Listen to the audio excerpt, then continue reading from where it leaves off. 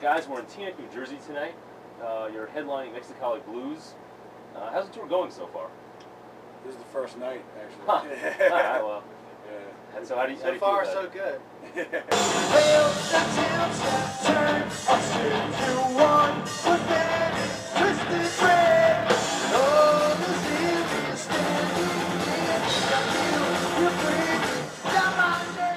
In the past years, the band's been kind of touring on and off. I know there's been some issues.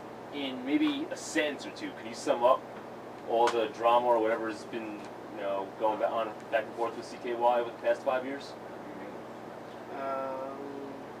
Like before Carver City was made, yeah, we did a tour and it just went bad and we were all burnt out and ended badly.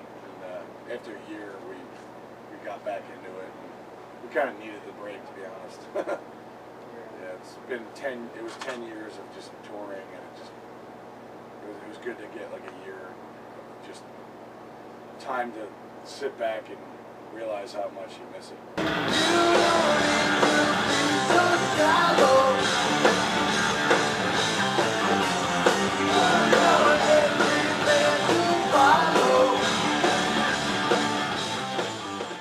Tonight's venue, CKY Blues, it's a small place. I don't know if you guys have been inside yet. It's a really intimate, no photo pit.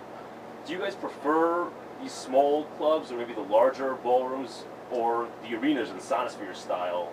Yeah, I don't like when it gets too big, because then the people are so far away. And I mean, I can't speak for everybody in the band, but I really enjoy seeing people get right up in front, getting crazy. Like if they're too far away, it just seems like band practice. I like crowds of all sizes.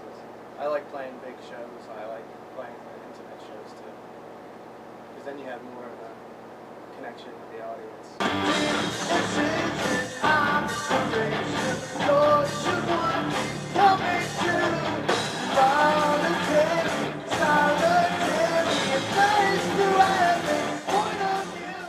Are you guys currently signed to Roadrunner Records right now? No. I've seen a little confusion online about that. It's funny that you mentioned that, because I was about to say earlier, when we were in Europe and Australia, it seems like they still want to work with us, but the American Roadrunner is just over it. They're over a lot of things. I don't think that I can't imagine what happens during a Roadrunner day at the office. I think they're going to surf the Nickelback wave for a while and Slipknot, I guess. Well, they got Megadeth. Yeah. And they got one or two other they got Rob Zombie. They got a decent metal roster these days. That's They have a good roster, but they're not really selling many records. I mean, nobody is. No one's selling records. Yeah, so it's kind of like, what's the point? Yeah. So you guys self-produce these albums now? Yeah, we just did a single recently for the Jackass soundtrack on Epitaph. It came out, I think. And, yeah, it's been awesome, man. It feels good to just be free of any kind of liability or contract, or, like you can just kind of do whatever you want. As you said, like, no one's selling records. It's like, well, a record label is supposed to sell records. And Yeah. if they're not, then What's the point? what's the point? Yeah. Well, these days of you get a Pro Tool rig and a home studio for a couple of grand and sell it on iTunes yourself. Do you think labels are even really necessary? Yeah, not really. They're necessary because if they have you, then they're gonna they're gonna print up your CDs. They're gonna put them in the stores, but that's about it. I mean, they don't really promote anything anymore. I just don't understand it. It's like opening a cafe and all your food is spoiled and bad, but you still go into work every day.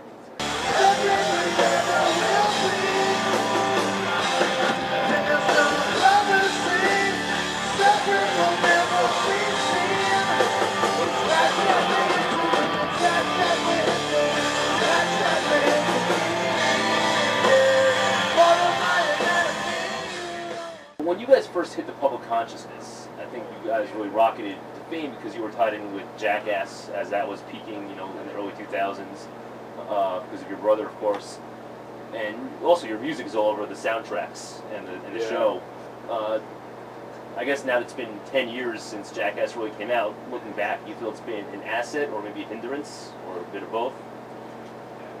I think we're happy to do whatever, you know, comes down the pike. You know, we've been friends with those guys for ages, and we did some videos back in the day, and that kind of molded into Jackass stuff. And we've done Tony Hawk Pro Skater, you know, video games, and I mean, we've done a ton of soundtracks, and especially these days when it's so hard for a band to get, you know, recognition or any kind of public push. You know, you take what you can get.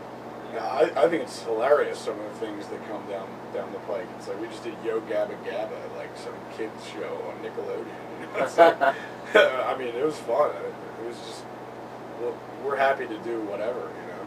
I mean, as long as it's not some kind of Jersey Shore thing or something. I don't know. We might even do Jersey Shore one day. Why not? I don't know. Who cares? Why not? Why not? Who cares? Yeah.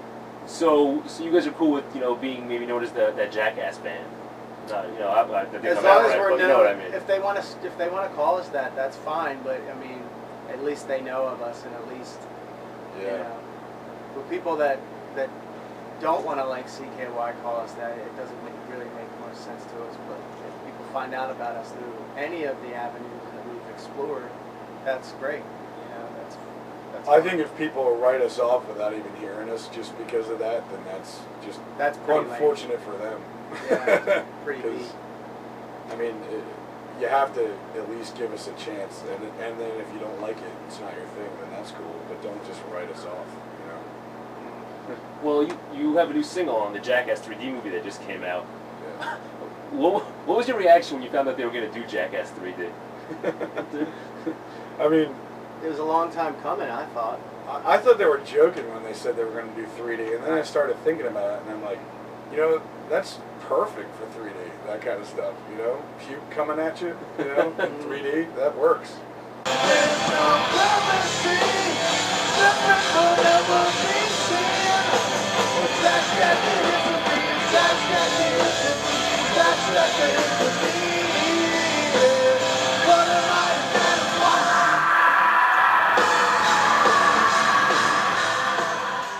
You're touring with the new album, Carver City. Do you guys have a favorite song on the new album? I like A Number One Roller Rager the best, I think. Why? But I just like the melody of it. I like how it turned out. It came a long way. It was like a baby song that we were barely like even had pieced together, and then it just turned into a really cool track. I just like the melody of it, the harmonies and everything. Just you? Mine's probably And She Never Returned, I think. I don't know, it's just something about that song. It's interesting. It's tricky to play live, but... Well, how does the songwriting process work in the band? Me and Jess usually come out with like the shell of the song, and then we take it into the studio and build on it. Chad helps us build on everything, and we keep building on it until it starts to materialize, and then the lyrics come after that. So you're a firm, like, write the lyrics after the melody. Oh yeah. You write most of the lyrics? Most of them, yeah. I like to come up with stuff after I can hear like a rough version of the song, and then I put the melody and words to it. Half of it is all experimentation in the studio. And I mean, sometimes, like with some of the older albums, we did it in foreign studios, you know, like we did Infiltrate in Hawaii and like places in California and stuff. And so it was cool for Carver City to be back in a studio that Chad owns again. And we had, you know, there wasn't any clock, watching the clock or watching your money or, you know, it was just kind of take as long as it takes until everybody's happy. So we kind of went nuts on Carver City. And you guys are obviously happy with how it came out. Oh yeah, Yeah. I think it's our best album. Yeah, it turned out good.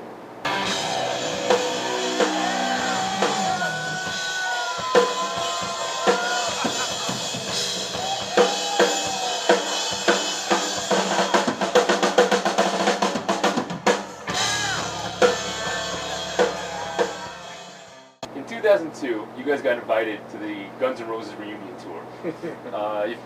which as everyone knows, kicked off. Looked like it was going to go, and then you guys played actually here in New York, MSG, and then the next night that was the last gig. It blew up in Philly, in your hometown, I guess, essentially, right? That's the closest. Well, we played the next show. We got to play Philly, so. Oh, and then he just never showed up in the riots were afterwards. We did more shows than GNR on that tour. So you've had 8 years to reflect on it. Looking back, how do you feel about how that whole thing went down? It was fun. I had a blast on that tour. Yeah, it was fun.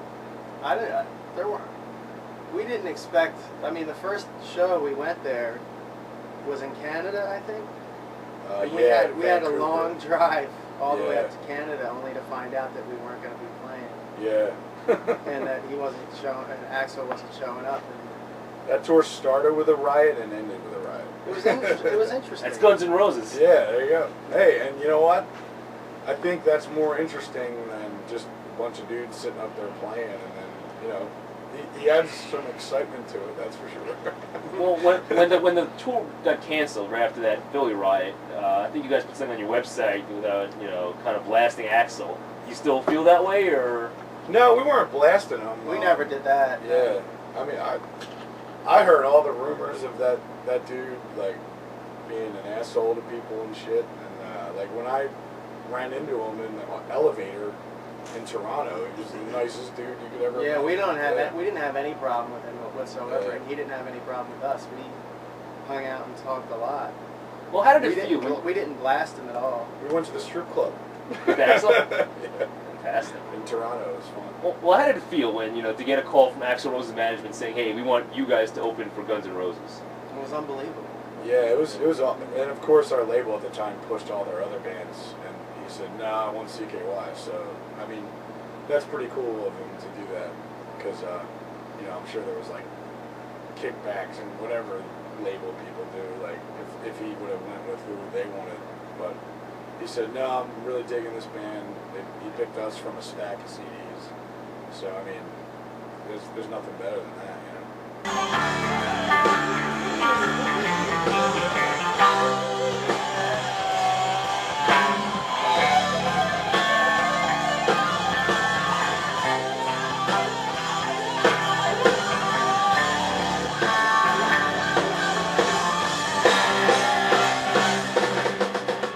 I got one final question, because this was the first CKY song I ever heard.